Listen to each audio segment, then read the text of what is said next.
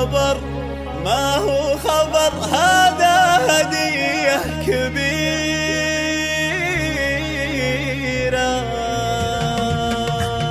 يا خاطري عطنا جزيلة الأشعار، سليمان الليلة جانا بشيرة.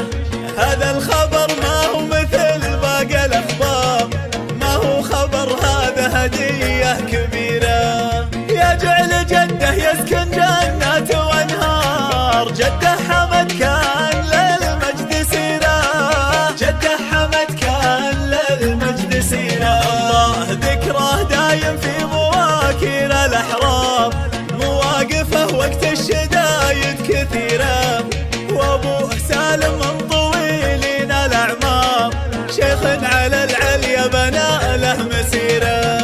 عند النشأ ما له مكانه ومقدار، يبين فعله في الأمور العسيرة، يبين فعله في الأمور العسيرة. طلع على الدنيا وشعشع بالأنوار، يجعل عين أمه بشوفه قريرة. معه السعادة والفرح مثل الأمطار، يا مرحبا به والوناسة غزيرة. أمه تحرى جيته والزمن دار، حتى وصلها في الليالي الأخيرة، حتى وصلها في الليالي الأخيرة. أمه تستاهل من الطيب مدرار، الله يشملها بحفظه وخيره. يبقى لها من دون صاكة الأقدام، سيف لها ضد السيوف الشطيرة. ويا خاطري عطنا جزيلة الأشعار، سليمان الليلة جانا بشيرة، سليمان الليلة جانا بشيرة. يا خاطري عطنا جزيلة الأشعار، سليمان الليلة جانا بشيرة. هذا الخبر ما هو مثل باقي الأخبار، ما هو خبر، هذا هدية كبيرة. يا جعل جده يسكن جنات وانهار، جده حمد كان للمجد سيرة، جده حمد كان للمجد سيرة. الله ذكره دايم في مواكب الأحرار، مواقفه وقت الشدايد كثيرة.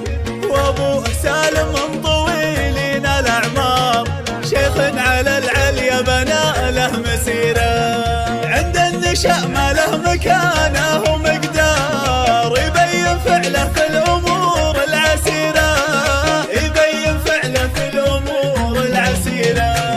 طلع على الدنيا وشعشع بالأنوار، يجعل عين أمه بشوفه قريرة. معه السعادة والفرح مثل الأمطار، يا مرحبا به والوناسة غزيرة. أمه تحرى جيته والزمن دار، حتى وصلها في الليالي الأخيرة، حتى وصلها في الليالي الأخيرة. أمه تستاهل من الطيب مدرار، الله يشملها بحفظه وخيره. يبقى لها من دون صاكة الأقدام، سيف لها ضد السيوف الشطيرة. ويا خاطري عطنا جزيلة